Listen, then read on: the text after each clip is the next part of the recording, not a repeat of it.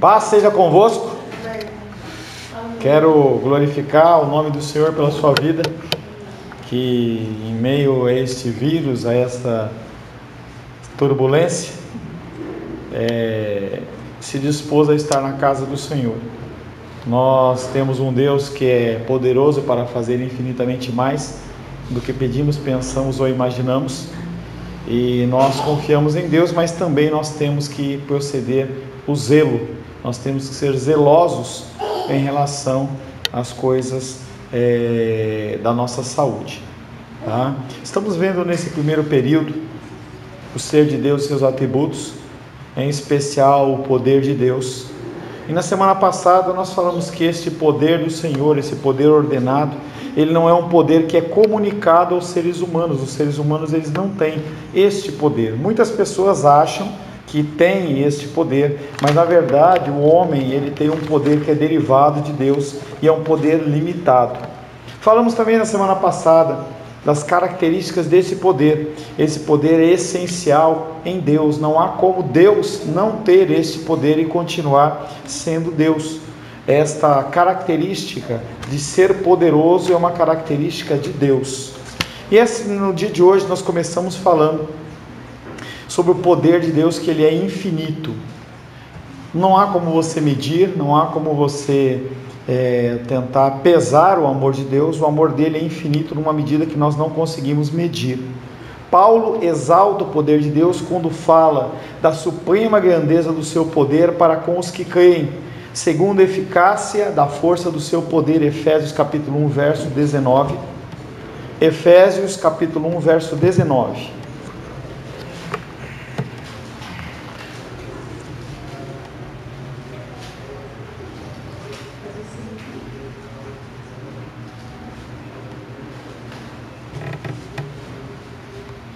18 e 19. Alguém, por gentileza? Iluminados os olhos do vosso coração, para saberes qual é a esperança do seu chamamento, qual a riqueza da glória da sua herança nos santos, e qual a suprema grandeza do seu poder para com os que creem, segundo a eficácia da força e do seu poder. E aí o apóstolo Paulo fala para a igreja de Éfeso que a grandeza de Deus, ela é suprema, não há uma grandeza maior do que a dele. Deus é a fonte de todo poder, e o seu poder é inesgotável, e porque ele é infinito, nós temos uma força, um poder que ele é limitado. Nós ficamos cansados, nós conseguimos fazer até um certo ponto, mas Deus não.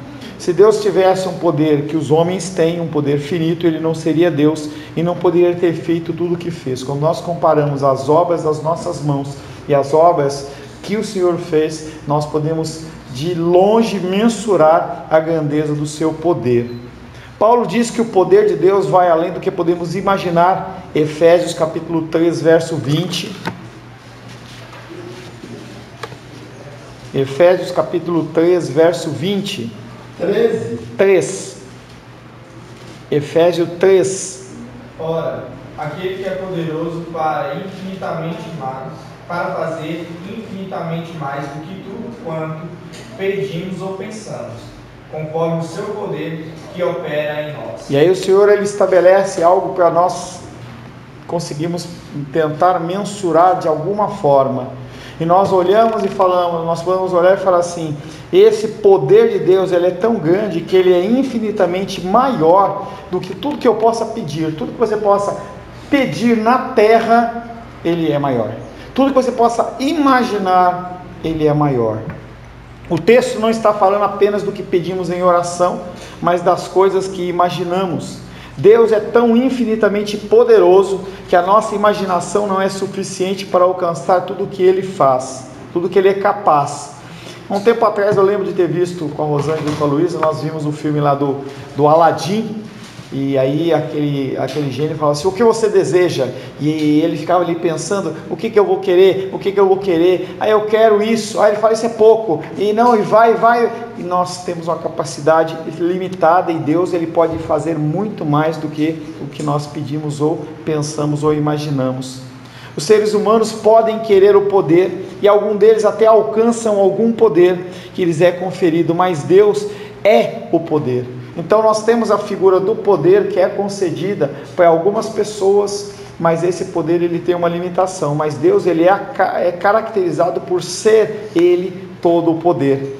Não é de se espantar que um dos seus nomes na língua grega seja o Todo-Poderoso, em hebraico El Shaddai. Ele é o Deus Todo-Poderoso. Ele não é pouco poderoso, Ele é todo-poderoso. Não há nada que seja difícil para o poder do nosso Deus. Foi por esse poder que as coisas que não existiam vieram a existir. Hebreus capítulo 1, verso 3. Verso 3 ou 13? Hebreus capítulo 1, verso 3. 1, 2, 3.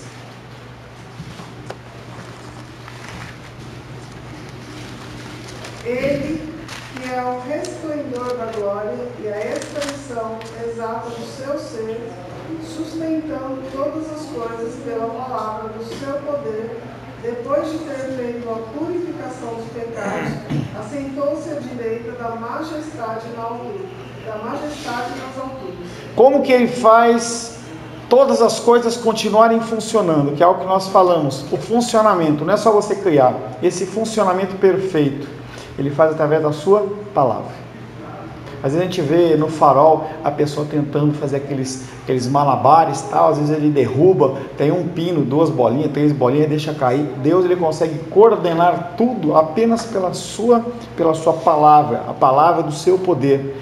Ninguém exceto o Todo-Poderoso pode fazer isso. Então quando você começa a pensar nessas características que Deus tem, desse poder que Ele tem, não há como você querer comparar o poderio de Satanás, que é grande, com o de Deus, porque Satanás ele é a criatura e nós temos Deus como um criador. Os seres humanos podem trabalhar com os materiais, dividir os elementos, mas não podem trazê-los à existência. Eu posso pegar uma série de elementos, uma série de materiais, mexer, fazer aqui e fazer um novo, fazer uma mecânica, mas nós não trazemos nada à existência do zero. Mesmo a geração de uma criança, ela precede 2 elementos, o óvulo e o espermatozoide. Sem eles não tem como você gerar uma vida. É necessário haver um poder infinito para que estas coisas venham à existência, e não só venham à existência, mas elas sejam mantidas. E a grandeza do poder de Deus não tem fim. Ela está acima da nossa concepção, acima da nossa compreensão, acima da nossa avaliação, porque é infinito este poder. A infinidade do poder está vinculada à infinidade da própria essência divina. A medida do poder de Deus está medido no tamanho de Deus, na grandeza dele como Deus. A infinidade do poder consiste na sua capacidade de fazer muito mais do que ele fez. Tudo que ele fez, que é acima do que nós podemos pensar ou imaginar, ele não está limitado a isso. Não é Deus, ele conseguiu fazer só isso, ele quis fazer só isso. Muitas pessoas questionam, será que outros planetas têm pessoas, têm seres, tal? E as escrituras não nos dão nenhum tipo de respaldo em relação a isso, então você pode até divagar na sua mente. Mas na verdade o que as escrituras nos afirmam é que este planeta, dentro como um centro do universo, ele foi criado dentro de uma grandeza, mas mesmo assim esse universo, essa caixa toda é nada mais, nada menos do que o chão onde ele pisa. É como se fosse um azulejo desse onde você coloca o pé. Pastor, nessa frase que você acabou de falar, eu não sei se é na 1, que fala que as nuvens é a poeira dos pés de Deus. Tem várias citações citando a grandeza. Tem essa que você falou, tem fazendo a comparação em relação à quantidade de grãos de areia de uma praia, e não está falando de todas as praias, de uma praia. Então às vezes, quando, eu não sei se já foi na praia, você pega assim a areia e você começa a olhar, não dá para você mensurar quantos grãos de areia tem ali na mão, é um número incontável. Se você pegar uma pequena quantidade, mesmo assim que você fizer assim na mão e você olhar, ainda tem aqueles grãozinhos que ficam na mão e continua sendo incontável. E ele fala que ele é muito, a quantidade dele, o poderio dele é muito maior do que isso. Deus poderia ter feito muito mais mundos e seres celestiais e humanos, assim como animais de toda a espécie, mas ele fez somente aquilo que ele havia decidido fazer. E isso é importante. Ele faz apenas aquilo que ele decide fazer. Então, quando a gente pensa no contexto de que as pessoas elas acham que elas podem mudar o coração de Deus, eles estão enganados. Nós temos que entender que a ação divina de Deus, ela é medida pela própria vontade dele, nada mais do que isso. Num confronto com Jó, ele olha e fala: onde você estava? O que você estava fazendo quando eu fiz isso? Ou quando eu fiz aquilo outro? Você acha que eu pedi conselho para quem? Porque às vezes você vai fazer alguma coisa, às vezes você vem a mim e fala assim: pastor, eu estou com uma ideia assim, assim, assado, o que eu vou fazer? O que é melhor eu fazer? E eu exprimo a minha opinião, ou eu falo o que as escrituras dizem em relação ao assunto. Deus, ele não fez isso com ninguém, ele mesmo decidiu. Não há limite para o poder de Deus, mas ele faz apenas aquilo que ele quer. E aquela frase que a gente já usou: Deus cura. Cura, Benê? Claro. Ou ele pode curar? Ou ele pode curar? Ele pode curar. E se ele não quiser curar? Então, ele pode curar. Essa afirmação, Deus cura, é como se fosse um vínculo de obrigação, e muitas igrejas fazem isso. Vem para a igreja porque Deus, ele tem que curar, ele vai te curar. E Deus, ele cura se ele quiser, porque a medida da ação dele é a vontade dele, e não a minha petição, ou o meu desejo, ou o meu querer. Como que é? A minha petição?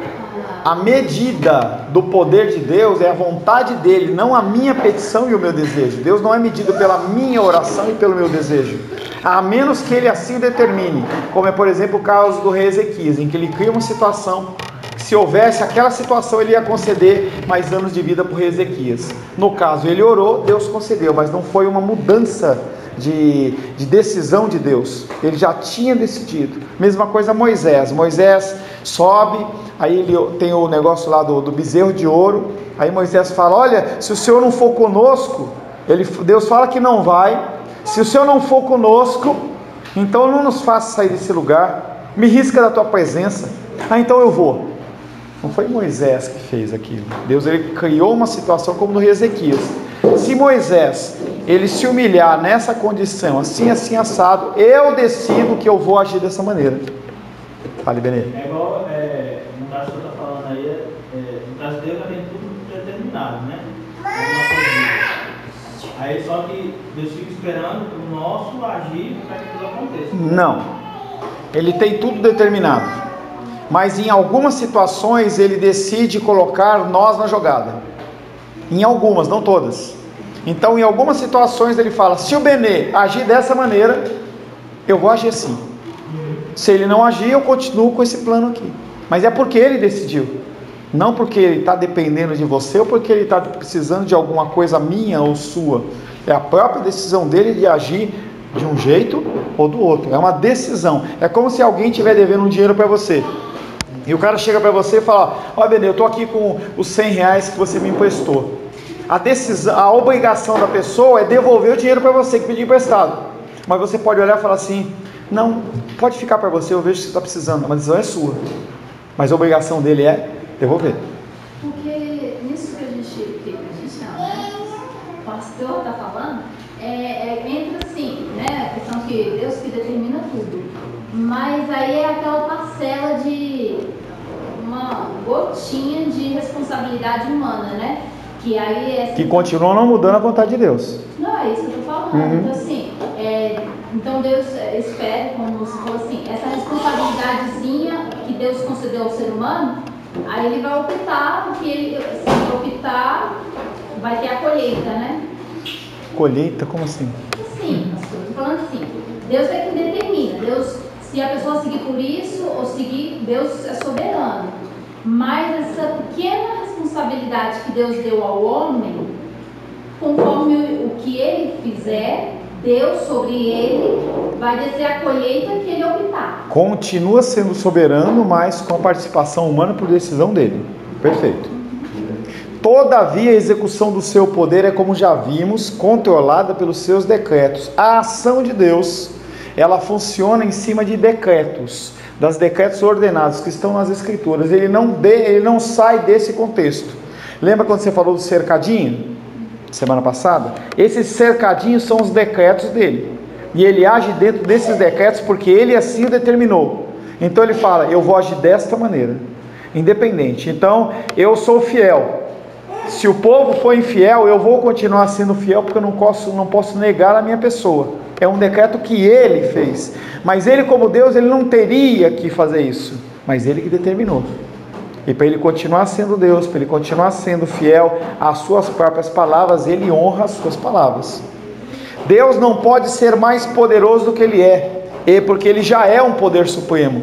Ele pode galgar mais conhecimento, mais sabedoria, mais inteligência, pode diminuir o seu peso, aumentar o seu peso, estudar mais, mas Deus, ele não pode ser mais do que ele já é, porque ele já é o máximo do máximo em todas as características. Ele não pode ser maior porque ele já é o maior. Ele não pode ser melhor porque ele já é o melhor. Nada pode ser mais do que o infinito de Deus. Os seres humanos crescem em poder porque o poder lhes é conferido, mas o poder de Deus é o máximo. Ninguém é mais poderoso do que Deus. Isaías capítulo 40, versos 25 e 26.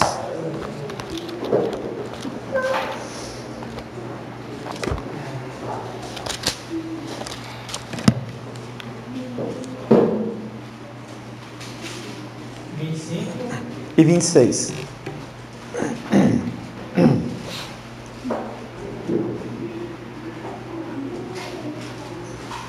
Do 9 se cita o 1. Não. Isaías capítulo 40. Ou do 9. 25 e 26. A quem, pois, me comparareis para que eu lhe seja igual? Diz o santo. Levantai ao alto os olhos e veja. Quem criou essas coisas? Aquele que faz sair o seu exército de estrelas, todas bem contadas, as quais ele chama pelo nome. Fosse ele grande em força e forte em poder, nenhuma só venha a faltar. Quem, pois, me comparareis? Você vai estudando o ser de Deus, como que você pode comparar Deus a qualquer coisa, a qualquer ser, a qualquer imagem, a qualquer animal, e mesmo aos ídolos que nós construímos dentro do nosso coração? Como colocar a vontade de Deus em segundo plano, um Deus que é tão grande e tão poderoso? O seu infinito poder é ilustrado nesta passagem que trata da criação dos maiores astros do universo, que são as estrelas, que possuem proporções astronômicas. No entanto, obedientemente todas elas, em número incontável, respondem presente ao chamado de Deus. Então, se ele chamar as estrelas, elas respondem, por maiores que sejam. Então a gente mora nesse planeta Terra e a gente acha que esse planeta é grande, mas tem estrelas que são milhões de vezes maiores. Uma música, só um trecho, uma música antiga do Raízes, né? Antigaça, do Baú. Então, acima das estrelas há um Deus maior. É isso. Amém. Então, mas é que a gente pensa, quando a gente olha para o céu e vê as estrelas, apesar da gente saber que são grandes, a gente não tem proporção, não tem noção de tamanho. A gente simplesmente vê um pontinho piscando. Se a gente tivesse a possibilidade de chegar perto de uma estrela dessa, a gente ia ficar escandalizado do tamanho que ela é. Na internet você encontra ilustrações de tamanhos de planetas, que para você dar uma volta num planeta Terra, eu não sei, mas 2 dias, um dia de avião, o avião mais rápido possível, tal. Um planeta desse você vai demorar 1000 anos para fazer uma volta, entendeu? É um negócio que nós não conseguimos imaginar. E o nosso Deus é superior a isso. E ele olha para as estrelas e fala, pelo nome, você é como se ela falasse assim: estrela de Orion, presente, estou aqui, ao seu dispor, meu Senhor. Além de infinito, o poder de Deus, ele é eterno. A infinidade do poder divino está intimamente conectada com a eternidade do próprio Deus. Se quisermos usar o sentido popular da palavra eternidade, podemos dizer que o poder de Deus dura para sempre. Romanos capítulo 1, verso 20.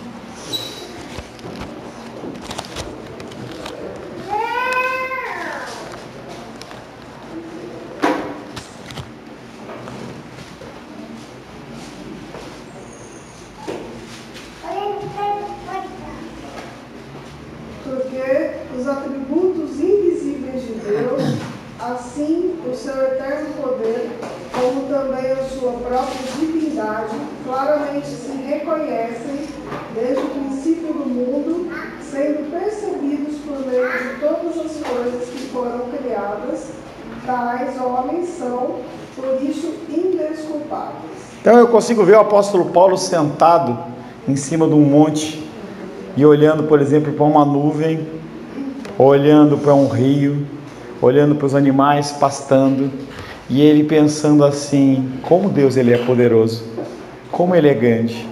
Porque se você, é que a gente acaba dentro desse mundo ocidental de corre, você não para ver. Menísia fazia mais isso, ela parou no Facebook, ela sempre postava as fotos dos céus, tal. Se você parar para começar a olhar os céus e começar a ver a grandeza das nuvens, a beleza dos formatos que elas criam, você vai ficar extasiado. Você ficar na beira de um mar ou na presença mesmo de uma flor, de alguma coisa, você vai ficar olhando para aquilo e você fala assim: como é que foi criado do zero uma coisa tão perfeita como essa? Assim, nesse estudo que a gente fala sobre a graça, você está falando dos céus. Então, assim, eu fico assim, às vezes eu fico pensando nesse versículo e falando assim que a tua, eu não lembro muito bem, mas assim, a tua graça é maior que os céus. A gente olha, parece que o céu não está aqui. E a tua verdade vai além das nuvens. Para a gente chegar mais ou menos perto das nuvens, a gente tem que pegar um avião. E a gente tem que pensar nessa comparação que foi feita, numa época, há 3, 4 mil anos atrás, em que não havia nenhuma possibilidade de pegar um avião. O máximo que você podia fazer era subir numa árvore. Entendeu? Eu fico pensando, porque, gente, a graça que a gente está estudando, a gente olha e parece que não tem fim no céu. Mas a graça dele é assim. É porque a gente vai pegando cada versículo, às vezes a gente depara, porque a gente lê com pressa. Se a gente parar, às vezes tem uma profundidade tão profunda que às vezes aquilo é um alimento por um mês para... Esse poder eterno está vinculado aos atos criadores de Deus, quando foi exercido, quando ainda o tempo como conhecemos não existia. Eu estava lá na Bahia, e aí as pessoas elas ainda estão no início do pensamento reformado e aquela crise que todos recebem, entendeu? E eles estão em crise. O pastor Ayrton foi lá e deu uma palestra, e aí eu vim dar uma segunda, uma terceira palestra lá, falando sobre um tema lá de aconselhamento bíblico, mas não tem como escapar, e as pessoas começam a fazer perguntas dentro desse âmbito, e você começa a falar sobre o poderio, e a pessoa olha para você e fala assim: mas como é que fica o livre-arbítrio? Eu falo: você tem que decidir. O seu Deus, ele é poderoso e soberano ou não é? E aí parece que você vira uma chave na cabeça da pessoa que ela passa a enxergar. É muito legal. E a pessoa começa a falar assim: mas pera um pouquinho, como é que eu nunca pensei nisso? Realmente esse Deus, ele não pode depender de mim. E aí as pessoas elas começam a ficar com o olho assim, e você começa a falar, e a pessoa ela vai ficando perdida. Porque esse poder de Deus, ele não é mensurável, que é o que a Menísia está falando. Se você começar a atentar para os detalhes da palavra do Senhor, você vai ficar de boca aberta. E esse Deus tremendo e grande, ele olha para mim e para você como filhos e nos resgata. É uma coisa totalmente sem sentido, é totalmente loucura para nós cristãos, imagina para as pessoas do mundo. Foi o seu poder que criou o tempo e todas as demais coisas. Nesse sentido é que é dito que o seu poder é eterno. Ele foi exercido antes de haver tempo. Por sua palavra todas as coisas vieram a existir num tempo quando o tempo não existia. Como é que ele criou as coisas quando não havia nada? Como é que ele consegue imaginar? A gente não consegue imaginar a criação de uma coisa mais simples possível. Às vezes você vê uma pessoa que tem habilidade com madeira e faz um banco, ou uma pessoa que está trabalhando com negócio de barro e faz aquele vaso, ela fica tão contente que ela conseguiu pegar aquele barro e transformar num vaso mesmo de todo tortão. Imagina Deus fazendo o que Ele fez e sabendo que Ele pode fazer mais do que Ele fez sem nenhum tipo de material na mão. É muito doido isso. O poder de Deus é eterno. porque não sabemos nada do seu começo, nem temos ideia do seu fim. O poder é eterno também no sentido de não possuir limites, fronteiras. Nesse sentido, ele se parece com a sua infinidade. O poder de Deus não cessa nunca. Deus exerce o seu poder, a sua força, e nunca é como os homens, pois ele jamais cansa. Isaías 40, 28.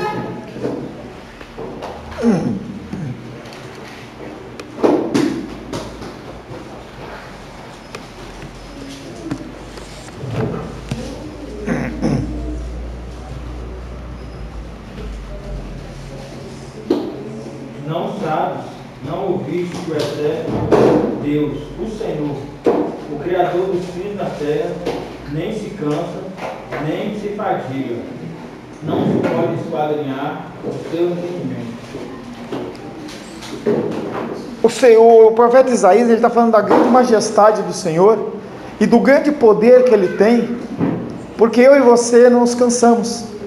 Ontem eu falei, foi meu recorde, eu falei das 15 horas até as 21h40, com pequenos intervalos de 10 minutos, e a minha voz está ardendo. Ele não se cansa.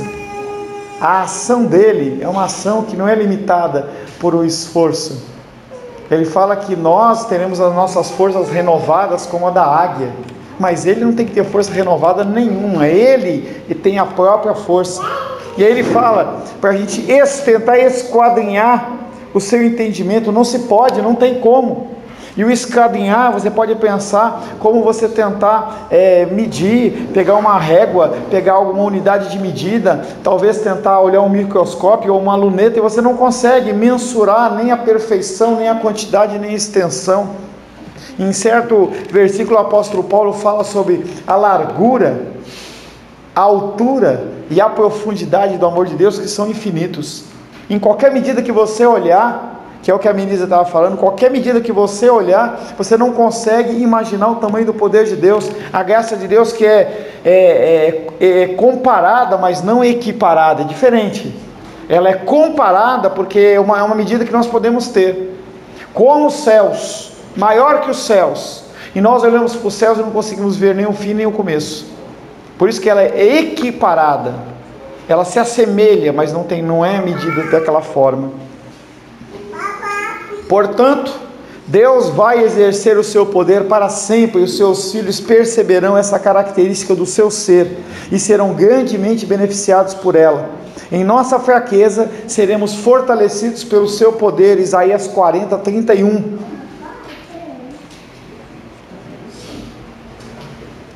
e 31. Os jovens se cansam e se fatigam. Os moços exaustam e caem. Mas os que esperam no Senhor renovam suas forças. Sobem como águias, correm e não se cansam, caminham e não se fatigam. Ele não está dizendo que a gente não vai, e sim que ele vai renovar, que há o renovo na nossa vida. Então nós vivemos um tempo de grande periculosidade, tá?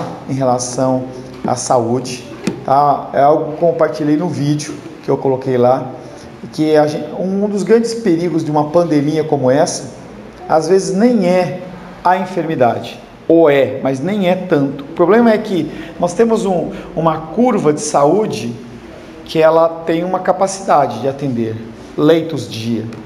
Se você joga uma quantidade de enfermos maior do que essa curva, e se soma com os enfermos que naturalmente já ocorrem, é caos. Então você vai chegar num hospital com uma enfermidade séria que precisa ser tratada e simplesmente não tem leito, porque a pessoa está sendo atendida lá. Então de repente você pode quebrar sua perna de uma forma violenta, com uma hemorragia, e você vai lá para um procedimento simples e simplesmente você vai morrer. E isso é um grande perigo. Isso é um grande perigo. E essa condição de nós tomarmos o cuidado de você higienizar e cuidar da saúde, não é só sua, porque a curva de risco de morte realmente são aqueles com baixa imunidade, em especial idosos, de 70 para cima. Então, por exemplo, o irmão Cláudio está nessa curva de risco. Você higienizar suas mãos ao cumprimentá-lo, você está agindo com amor. Então nós temos que pensar nessas coisas, mas nós não nos desesperamos. Apesar de poder ocorrer o caos, e aí a gente estava conversando aqui, a ministra estava, mas como é isso? Sim, pode acontecer. Eu estava lá dentro do avião falando assim, como é que o governador, ele proíbe a aglomeração de pessoas, e aí está o avião cheio de gente lá, entendeu? Qual que é o critério, entendeu? E eles podem chegar a bloquear a aviação? Pode bloquear o andar de ônibus? Pode, porque se eles não diminuírem essa curva, se esse vírus ele não for contido e começar a haver uma proliferação, ninguém segura mais. Pastor, que essas situações assim, como em todas as gerações, quando começa uma situação assim de calamidade, né, aí as pessoas se desesperam mesmo, né? Mas é a história de Abacuque, falando assim, que Deus mostrou coisas futuras para ele, que iam acontecer, e ele, de uma certa forma, ele ficou perplexo.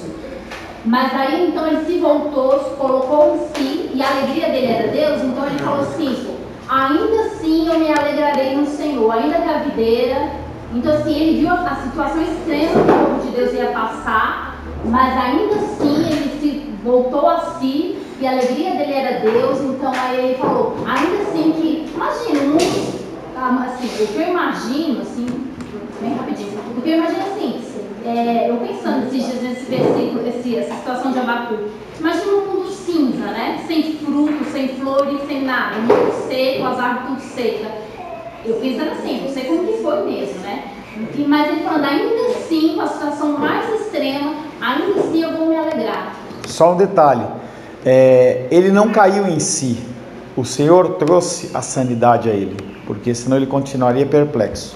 O que ele viu ali foi a destruição de tudo que ele conhecia como povo de Israel e cidade e templo, e ele ficou de boca aberta porque ele não sabia o que fazer. Então esta condição deles ter ficado novamente são, foi uma condição que o Deus implantou no coração dele para que ele pudesse olhar numa situação como essa, totalmente adversa, e ele pudesse ver e confiar no Senhor. O poder de Deus na sua criação, todas as coisas que há no mundo demonstram o poder majestoso de Deus, e qualquer coisa que você olhar, em especial dentro da natureza, se você parar para olhar, você vai conseguir ver a manifestação do poder de Deus, não Deus, porque tem uma teologia que chama-se panteísmo, que fala que Deus está em tudo. Então, está nessa cadeira, está naquela, está na minha blusa. Não é esse o sentido. O sentido é que nós conseguimos ver a manifestação da grandeza do poder de Deus nas coisas, não que tem Deus lá. É como o pensamento católico romano que olha para a hóstia e fala, Deus está aqui, Jesus Cristo está aqui, é a carne dele. Não, é a representação, é bem diferente. A gente vê a manifestação do Senhor na minha vida, na sua vida, na natureza, no mundo criado, nós conseguimos ver Deus. Mas um estudo que você deu de manhã, você falou do panteísmo, e a gente falou da sarça, de Moisés e tal. Você está trocando os nomes. Panteísmo é uma coisa, teofania é outra. Teofania é a manifestação de Deus, que é o da sarça. Deus, ele se manifesta em um item da natureza de uma forma especial. Ele fez isso com a sarça ardente, ele fez isso, teofania, ele fez isso no Monte Sinai, desceu a glória e a majestade dele, os céus ficaram negros, não se via o morro, o monte inteiro Sinai. Eu nunca fui lá, mas você vê fotos, é um monte enorme, ele estava em chamas, como a sarça. Então é a manifestação teofânica, a manifestação presente de Deus, não a totalidade de Deus, mas vamos dizer, uma parte da manifestação de Deus estava se manifestando ali. É diferente de você olhar para uma planta, olhar para uma coisa como essa, você ficar analisando a perfeição de um ramo de trigo, como que ele foi constituído. Ele não é pesado demais ao ponto de quebrar, ele vai até um ponto, ele dobra e não cai. Tem toda uma mecânica no funcionamento disso aqui, que se você for parar para começar a analisar as coisas, é tremendo. O nosso cabelo, eu fui cortar o cabelo, você fala assim, como é que o cabelo cresce numa medida, cresce de um outro jeito? Como é que é isso? Por que o cabelo, ele cresce? Entendeu? De onde vem o cabelo? Aí você começa a imaginar toda a mecânica da coisa, é uma coisa impressionante. Mas eu não entendi, então, Panteísmo é eu olhar e falar assim, Deus está aqui. Ele não está. Deus não está na cadeira. É como se parte de Deus constituísse a cadeira, e não é assim. Ah, tá, que Deus não está em objetos. Não está em objetos. Mesmo não está na árvore. Ele não está no cachorro. Ele criou o cachorro. O único ser em que ele habita é o ser humano. Mas mesmo assim, eu não sou Deus. Eu sou uma habitação do Altíssimo, é diferente. Você tem que fazer esta separação para você poder entender. Amém, queridos? Senhor Deus, te louvamos, te adoramos e bendizemos por este primeiro período de estudo. Queremos pedir que o Senhor continue nos abençoando e nos concedendo mais e mais o teu amor e da tua graça. Em nome de Jesus. Amém.